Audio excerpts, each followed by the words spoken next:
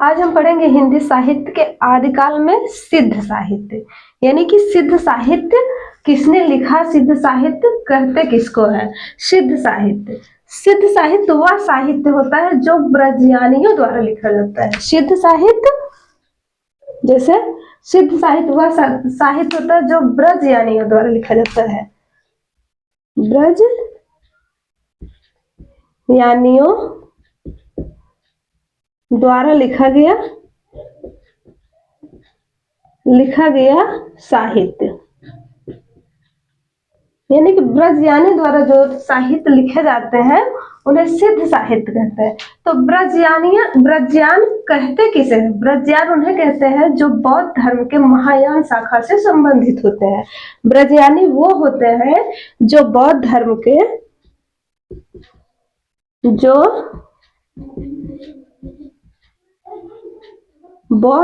के महायान शाखा से संबंधित होते हैं। महायान शाखा से संबंधित होते हैं, यानी कि अगर हमसे कोई पूछ ले कि वज्रयान यानी कि वज्रयानी किसको कहते हैं, तो वज्रयानी वे होते हैं जो बौद्ध धर्म के दो भाग हुए हैं, जिसमें एक महायान और एक हीनयान। महायान वो होता है जिसमें बड़ा बताया जाता है, महायान को बड़ा बताया गया है और हीनयान को छोटा बताया गया। तो इसमें से जो महायान से संबंधित है उसे ब्रजयानी कहते हैं, यानी कि इनको वज्रयानियों को भी हम सिद्ध कहते हैं। वज्रयानियों को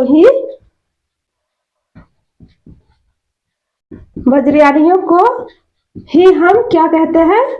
वज्रयानियों को हम सिद्ध कहते हैं। सिद्ध कवि। तो सिद्ध यानी कि सिद्ध कवियों की संख्या कितनी थी? अगर हमसे कोई पूछ ले कि सिद्धों की संख्या कितनी है, तो सिद्धों की संख्या 84 मानी गई है। सिद्धों की संख्या जो थी वह 84 थी, और इन 84 सिद्धों में सबसे प्रमुख सिद्ध थे सरहपा। 84 सिद्ध में सबसे प्रमुख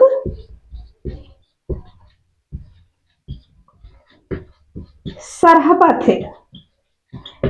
इनका समय लगभग 669 ईस्वी के लगभग बताया जाता है। 669 ईस्वी के लगभग बताया जाता है, और ये हिंदी के प्रथम कवि माने जाते हैं। हिंदी के प्रथम कवि, लेकिन इनको हिंदी का प्रथम कवि स्वीकारा किसने था?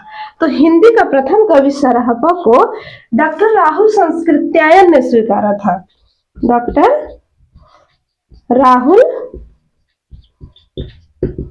संस्कृत्यायन ने स्वीकारा था, और इनकी एक प्रमुख रचना है जिन्हें कहा जाता है दोहा कोश। सरहपा की एक प्रमुख रचना है, सरहपा की रचना दोहा कोश है। और सरहपा को ही हम अनेक नाम से जानते हैं, जैसे इनको सरोज वज्र, राहुल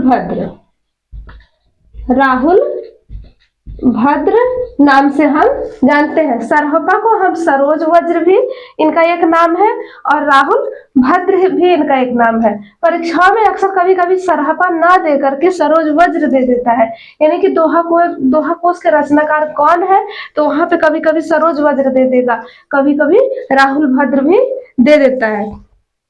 इन सिद्धों में ये तो प्रमुख थे, लेकिन सिद्धों में सबसे ऊंचा स्थान किसे प्राप्त था? अगर ये कहा जाए तो सबसे ऊंचा स्थान इसमें लुइपा को प्राप्त था। लुइपा सिद्ध में से एक थे सिद्ध, जिसको लुइपा कहा जाता था। इनको सिद्ध साहित्य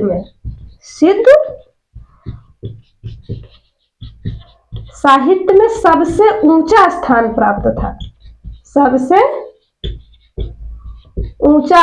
प्राप्त था। किसको? लुइपा को। और लुइपा के गुरु कौन थे? लुइपा के गुरु का नाम था सबरपा। सबरपा के गुरु कौन थे? लुइपा के गुरु कौन थे? किसको? लुइपा को। और लुइपा के गुरु कौन थे? लुइपा के गुरु का नाम था सबरपा। किसको? लुइपा के गुरु का नाम था सबरपा। और लुइपा के गुरु का नाम था सबरपा। सब्रपा, ये सब्रपा था।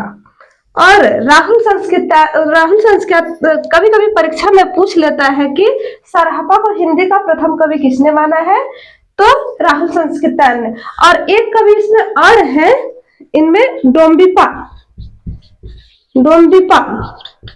सिद्ध साहित्य की एक और प्रमुख विशेषता है कि इसमें जितने भी 84 सिद्ध है, सबके नाम के अंत में, 84 सिद्धों के नाम के अंत में पा जोड़ा जाता है। पा का मतलब होता है शुद्धता।